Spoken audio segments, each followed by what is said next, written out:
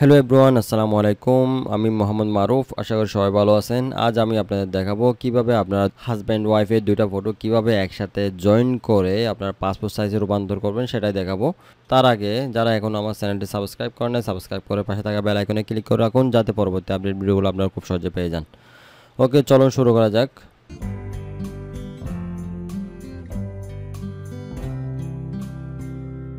ওকে, আমি প্রথমে Photoshop 7 open করে নিব। আমি ক্লিক করলাম। ওকে, দেখতে পাচ্ছেন আমাদের ফটোশপ 7 কিন্তু অলরেডি ওপেন হয়ে গেছে। আমি এটা মিনিমাইজ করব। মিনিমাইজ করে আপনারা পিকচার যে দুটো পিকচার আপনারা রেখেছেন ওই দুটো পিকচারে ফটোশপে নিয়ে যাইতে হবে।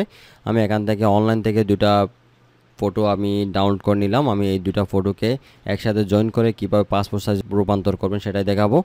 আমি প্রথমে এই দুটো পিকচার নিয়ে আমি এখান থেকে মাউস দিয়ে সিলেক্ট করে ড্র্যাগ করে আমি এখানে ফটোশপে নিয়ে আসার পর দেখতে পাচ্ছেন দুটো পিকচার ওপেন হয়ে গেছে। আমাদের প্রথম কাজ হবে হচ্ছে এই দুটো পিকচার সাইজ করে কেটে নেওয়া। পাসপোর্ট সাইজ করে কেটে নিব।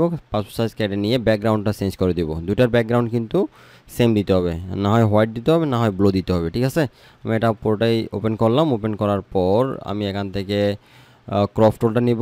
ক্রপ টুল নেওয়ার পর আমি এখান থেকে সাইজটা বসাই দিব 1.55 ইঞ্চি এবং 1.95। এখান থেকে রেজুলেশন দিবেন 300। ঠিক আছে, এখানে অবশ্যই এখানে ইঞ্চিতে সিলেক্ট করে দিতে হবে। আমি এখানে দিয়ে দিলাম। পাসপোর্ট সাইজের সাইজ হচ্ছে 1.55 1.95। এখানে হচ্ছে আপনার রেজুলেশন অবশ্যই 300 দিতে হবে। আমি ক্রপ টুল নিলাম। ক্রপ টুল নেওয়ার পর আমি মাউস দিয়ে একটু সিলেক্ট করে পাসপোর্ট সাইজ করে আমি কেটে নিব।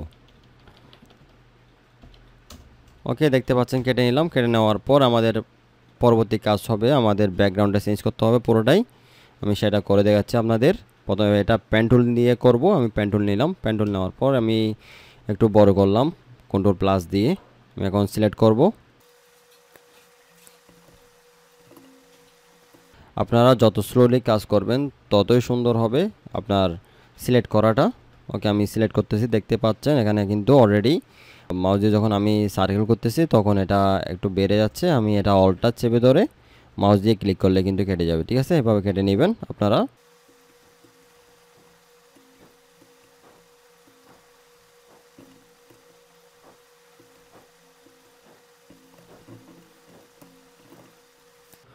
ওকে, আমি পুরোটা সিলেক্ট করলাম। সিলেক্ট করার পর আমি এখান থেকে মাউস দিয়ে বাইরে সিলেক্ট করে দিলাম। সিলেক্ট করার পর এই পয়েন্টে আমি ক্লিক করে দিলাম। ক্লিক করার পর আমাদের রাইট বাটন ক্লিক করতে হবে। রাইট বাটন ক্লিক করে আমি এখান থেকে মেক সিলেকশন দিলাম। মেক সিলেকশন দেওয়ার পর এখানে 0 থাকবে।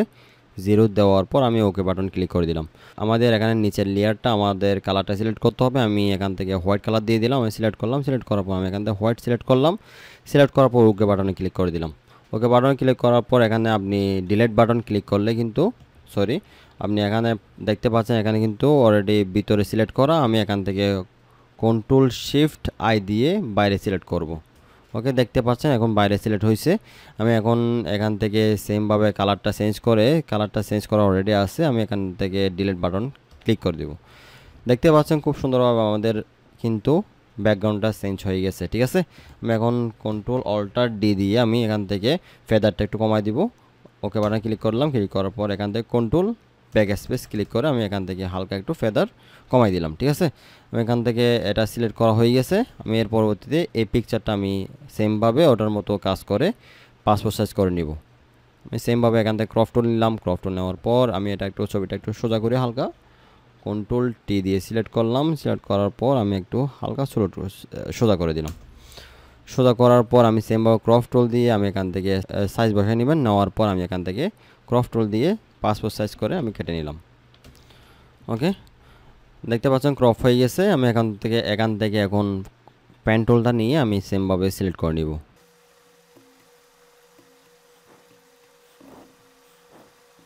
ওকে, সেমভাবে আমি এখান থেকে বাইরে সিলেক্ট করব। বাইরে সিলেক্ট করার পর এই পয়েন্টটা আমি ক্লিক করে দিব। ক্লিক করার পর রাইট বাটন ক্লিক করে মেক সিলেকশন 0। ওকে, 30% ভিতরে সিলেক্ট হয়েছে। আমি কন্ট্রোল শিফট আই দিয়ে বাইরে সিলেক্ট করে নেব। বাইরে সিলেক্ট করার পর এখান থেকে সেমভাবে কালার সিলেক্ট করে দিবেন। সিলেক্ট করার পর ওকে, ওকে দেওয়ার পর এখানে ডিলিট বাটন ক্লিক করে দিবেন, ঠিক আছে। দেওয়ার পর আপনি এখানে দেখতে পাচ্ছেন হালকা লাল লাল থেকে গিয়েছে, আমি এখান থেকে এটা বাদ দিব, এখান থেকে ব্ল্যাক করে দিব। ব্ল্যাক করার জন্য আমাদের ওকে, আমি এখান থেকে এই বার্ন টুলটা ক্লিক করব, ক্লিক করার পর এখান থেকে একটু ব্ল্যাক করে দিব, ঠিক আছে। এটা ব্ল্যাক করার জন্য আমাদের প্রথমে ভিতরে সিলেক্ট করতে হবে। ভিতরে সিলেক্ট করার জন্য আমার সেমভাবে কন্ট্রোল শিফট আই দিয়ে ভিতরে সিলেক্ট করে নিতে হবে। এর পরবর্তীতে আমি এখান থেকে একটু ব্ল্যাক করে দিলাম, ঠিক আছে। দেখতে পাচ্ছেন একটু একটু ব্ল্যাক হচ্ছে। ওকে, দেখতে পাচ্ছেন আমাদের ছবি কিন্তু সিলেক্ট হয়ে গেছে। আমি এটার ব্রাইটনেসটা একটু বাড়াই দিব। আমি কন্ট্রোল অল্টার এম দিয়ে ক্লিক করব। ক্লিক করার পর এখান থেকে হালকা বাড়াই দিতে পারেন। ওকে, আমি বাড়াই নিলাম। বাড়াই নেওয়ার পর ওকে বাটনে ক্লিক করে দিলাম। ক্লিক করার পর আমাদের এখন দুইটা পিকচারে অলরেডি রেডি হয়ে গেছে। আমি এখন এই দুইটা পিকচার কিভাবে অ্যাড করব সেটা দেখাবো। আমি একটা নতুন পেজ নিব, কন্ট্রোল এন দিয়ে, কন্ট্রোল এন দিলাম। নেওয়ার পর আমি এখান থেকে এফও সিলেক্ট করে দিলাম। সিলেক্ট করবো, এখান থেকে 8 GB সিলেক্ট করে দিলাম। ওকে বাটন ক্লিক করে দিলাম। ক্লিক করার পর সেমভাবে এখান থেকে মুভ টুলটা নিব। মুভ টুল নেওয়ার পর আমি এটা এখান থেকে মাউস দিয়ে ডার্ক করে এখানে নিয়ে আসবো, আর এই পিকচারটাও সেমভাবে এদিকে নিয়ে আসবো, ঠিক আছে। নেওয়ার পর এখানে দেখতে পাচ্ছেন দুটো চলে আসছে। এখন এটা আমি এই পাশে অ্যাড করে দিব।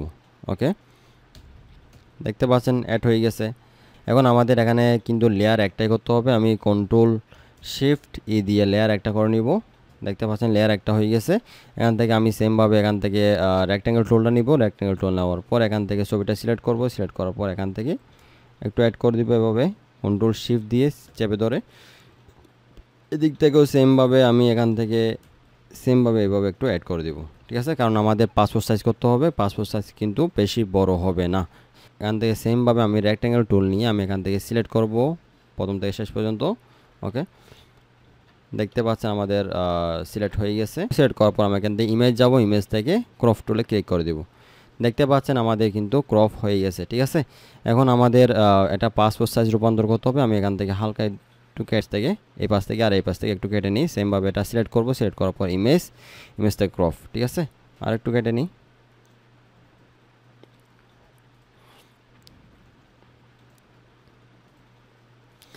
ওকে, এখন হচ্ছে আমাদের সাইজটা বসাতে হবে। আমি এখান থেকে সেমভাবে ইমেজ যাবেন, ইমেজ থেকে আপনারা ইমেজ সাইজ দেওয়ার পর আপনারা এখান থেকে অবশ্যই এটা তুলে দিবেন। এটা ঠিক চিহ্ন যদি থাকে এটা তুলে দিবেন।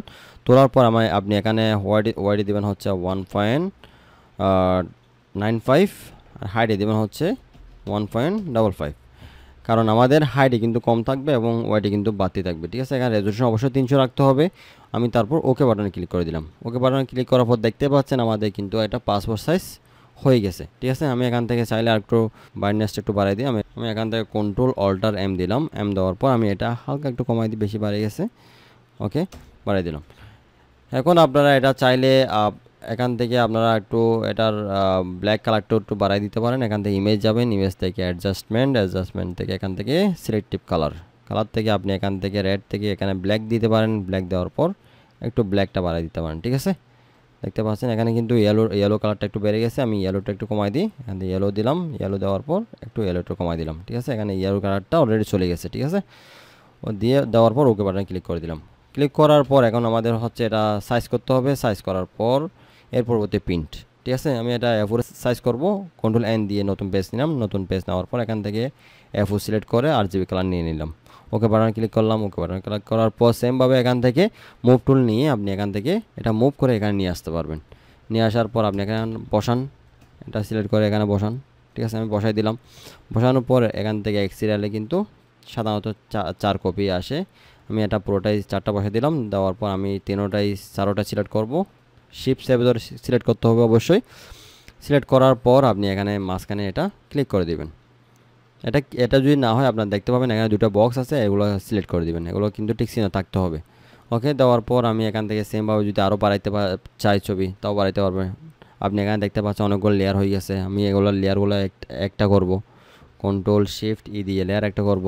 লেয়ার একটা করার পর আপনি এখান থেকে সেমভাবে রেক্ট্যাঙ্গেল টুল নিয়ে এটা সিলেক্ট করবেন। সিলেক্ট করার পর কন্ট্রোল অল্টার শিফট দিয়ে আর 4 কপি করেন, ঠিক আছে। আপনি চাইলে আরও করতে পারবেন।